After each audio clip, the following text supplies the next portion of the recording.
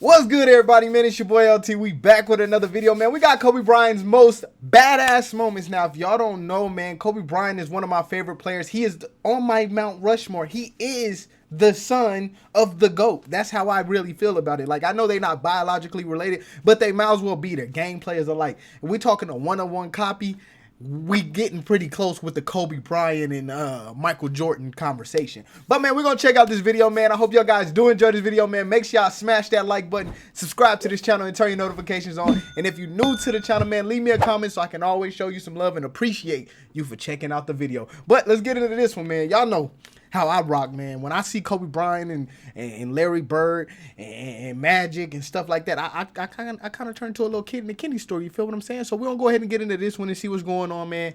And, you know, we're going to do what we do best. I'm going to break down, I'm going to talk mine, and we're going to hear it out. You see what I'm saying? You see what I'm saying? This game-changing shots. Oh, snap. School top-tier players and pissed off a lot of fans. Hold on, man. This shit always happening. Oh. Yeah, hold on. Let's see. Yeah, I think I got it figured. Off the court, he was unfiltered, unapologetic, and one of the coldest NBA players ever. Here are Kobe Bryant's most badass moments.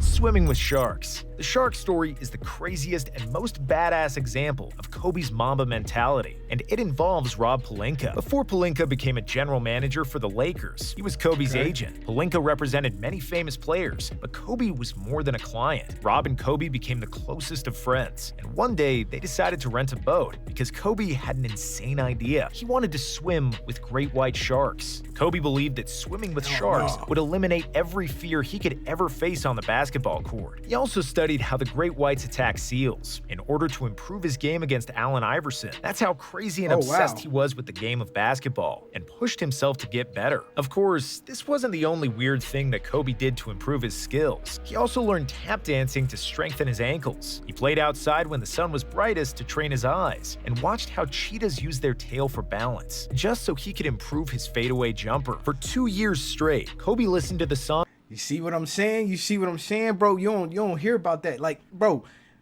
and now that you look at it, that's how he used that back leg as a guide. Like, look. So when he's saying it, look at this, the cat's tail. You see how it's just like straight, and it's keeping him on edge where he can turn and do what he wants. Look at that back leg. Look at that back leg, bro. That's what we're talking about. That's why I'll be like, Kobe, wow, bro. Improve his fadeaway jumper. For 2 years straight, Kobe listened to the song that the Celtics fans sang when he lost the championship against Boston. He listened to the song every day to bring him back to the moment of the loss, which would only motivate him to work harder. So, what is the meaning of the Mamba mentality? It is to be willing to swim with the sharks in order to get better at something. Quarter of an inch. This crazy story comes from Gerald Henderson's first game against the Lakers. More precisely, in the big dog got up. I didn't even see him get up like that. That's crazy. Moments before the game, Henderson was a rookie in Charlotte, and he arrived at the pregame shoot-around early to prepare for Kobe. Of course, when he arrived, Bryant was already in the arena putting up shot after shot. Henderson decided to skip his shooting drills and watch the great master at work. But to his surprise, Mamba was missing a lot more shots than he was making. Finally, Kobe stopped shooting and started to talk to a bunch of workers. After a while, one of them came back with a ladder. Gerald then asked Kobe, "What's going on?" "Something's wrong with the rim. It's too low. I was missing shots that I don't miss. I'm pretty sure it's low by a quarter of an inch." Henderson thought that it was nonsense that he could tell a quarter of an inch on a 10-foot rim, and that Kobe was just missing shots. But after the game, Henderson saw one of the arena workers who was measuring the basket. "Hey, what was wrong with the basket earlier?" Gerald asked. "Oh, it was a little bit too low," the worker replied. "By how much?" Henderson asked, even though he already knew the answer. It was by a quarter of an inch. Kobe like, hey, look, I know what I'm saying, G. Hey, my stuff on point. I don't miss. I'm wet. So if I'm missing shots I'm normally making, it ain't me, it's the rim. And if you can call that, come on, man. Somebody talk, man. Come on, Kobe wild, bro. He was just that good, that well-prepared, and so sure of himself that he could see a 0.2% difference in the basket height. Matt Barnes' ball fake. Kobe was one of the toughest NBA players ever, and he wouldn't get intimidated by Bro, when I seen Matt Barnes do this, this is when I knew Kobe was different. Like, he was cut from a whole different cloth. Because hey, I ain't even gonna lie. I'm hard. I feel like I'm pretty, you know, but I ain't gonna lie. You know, hey, watch out, G. I ain't. That's just me. But Kobe, like, I ain't nothing. It is what it is, bro. You You gonna hit me with it or you ain't. You feel me? Anyway, at the age of 19, Bryant got into a fist fight with Shaq, even though O'Neal outweighed him by over 100 pounds. Kobe had memorable on-court altercations with Reggie Miller, Ron Artest, and Dwight Howard, and the whole league knew that they shouldn't mess with the Black Mamba. However, Matt Barnes wanted to test the theory himself. So in 2009, playing against the Lakers, Barnes was taking the ball out of bounds, with Kobe right in front of him, and Matt faked the pass millimeters in front of Kobe's face, who didn't even flinch. This moment became the epitome of Bryant's badass attitude and showed how cool he was under pressure. Yes, next season, Kobe invited Barnes to play for the Lakers, saying that if he's crazy enough to F with him, he should be crazy enough to play with him. One more than Shaq. During the 2010 final series against Boston, Kobe was severely injured, but he kept playing despite a gruesome bone spur in his ankle. The pain was so bad that he had to receive injections just so he could play. And to make things worse, Kobe played the entire postseason with a broken finger. Against all odds, and going against 4 future Hall of Famers, Kobe won the series in 7 games and delivered another championship to LA. Then to top things off, he followed it up with one of the most iconic press conference moments in NBA history. When a reporter asked Kobe what did the 5th title mean for him personally, Kobe cracked open a wide smile and said, "Just got one more than Shaq. You can take that to the bank." 2 years earlier, after the Lakers lost the 2008 finals, Shaq appeared in a club and rapped about Kobe's loss. O'Neal bragged that Bryant couldn't win without him with a legendary diss, asking Kobe how his ass tastes. 2 championships later, Kobe finally had more titles and the bragging rights over Shaq. Saltier than the Dead Sea, Mamba wasted no time rubbing it in Shaq's face, and O'Neal tore up his house when he heard what Kobe said after the game. Hey, but you talk about the Mamba like that, you gotta get what you get. You see what I'm saying? You can't say nothing about, Kobe and expect him not to rebuttal on you. Kobe, one of them dudes, he gonna make sure you get it. He just a killer. He a killer, and when you disrespect killers, killers get aggravated. Good Lord, look out! I'll hurt you. You feel me? Like they'll come at you different. So I mean, Shaq should have known. You don't talk about that man like that. 2013 is the infamous date that brought an end to the athletic Kobe Bryant. In the month prior to that devastating day, a 34-year-old Kobe was averaging over 40 minutes per game, putting the Lakers on his back to make the playoffs. In the 4th quarter of a close game against Golden State, Bryant fell down on a drive against Harrison Barnes. Kobe, and you see, okay, I like this little story, because I'm gonna stop it and we're gonna talk about this real quick, because y'all know. Roll with me on this one. All right, now. LeBron fans like to bring up all the time the fact that LeBron James has carried every team he's played on. Every team he goes to, he makes better. But we fail to look at, and I say this, not we, they fail to look at, Kobe did the same thing. Kobe did the exact same thing. Did he not? So why don't, what is the difference? Kobe got more rings than LeBron. Kobe got more scoring titles, defensive titles. I think he even got more MVPs. I think he also got more finals MVPs than LeBron James. But the point that I'm trying to make is Kobe played with crap all the time and was winning. And until he tore his Achilles, he was winning. You get what I'm saying? Nobody, name somebody outside of Shaq that he played with that was good. If anybody say Rick Fox, I'm slapping you, bro. On God, because Rick Fox was trash. I don't care what nobody say. You want to say Dwight Howard? Ain't that another Anthony Davis? I guess you can have Dwight Howard. Who else? You want to say Gasol? Gasol is trash, bro. Gasol is not good.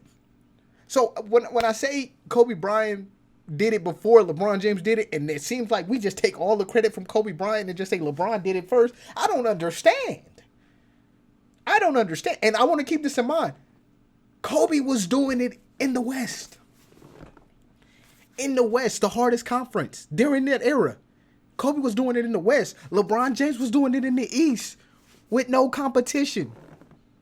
I'm just going to let that be known, man. Let me get back to the video. I'm over here. He heard a pop, well, I don't felt care. a sharp pain in his Achilles, and he knew it immediately. He knew that his season was over and that he'll need to have a long recovery. They again, do my boy the job Kobe was like not that. done. Kobe stepped on the line, and we could see that his eyes were tearing up, but he still needed to make 2 free throws. Of course, Kobe being Kobe, he nailed them both, and then walked off the court on his own with a torn Achilles tendon. In a post-game interview, crying and full of angry rage, Bryant swore that he'll come back. Just 8 months later, later, he was back on the court, setting an NBA record for the quickest return after a torn Achilles. That's why Kobe was one of the toughest MFers in the history of all sports. Pulling an all-nighter. For Wilt Chamberlain, pulling an all-nighter meant adding another point to the tally of 20,000. Jordan used to pull all-nighters at the casino, while Iverson and countless others were out of the club. Nasty but man, Kobe, boy. he was known for pulling all-nighters in the gym. There are a million stories about Kobe's work ethic, dating from his high school days, when he used to sneak to the gym at night and work on his game. But our favorite story came before the 2012 Olympics from the Team USA trainer. At 4 in the morning, Kobe woke up the trainer to help him with some conditioning drill. When he arrived at the facility, Kobe was already drenched in sweat. Then they worked out for 2 hours until 7, and the trainer left to catch a few hours of sleep. When the groggy and underslept trainer returned for the team practice at 11, Kobe was still shooting. This badass maniac never left the gym because he wanted to make 800 shots. That means that he spent 8 hours in the gym, plus the 2 hours of practice with LeBron and the rest of the Team USA. This kind of torture at the age of 34 may seem crazy to most people, but it was just another all-nighter for Kobe, doing what he loved the most. 40-mile bike ride. Michael Jordan and Kobe Bryant. Bro, this is actually one of my favorite stories, bro. This man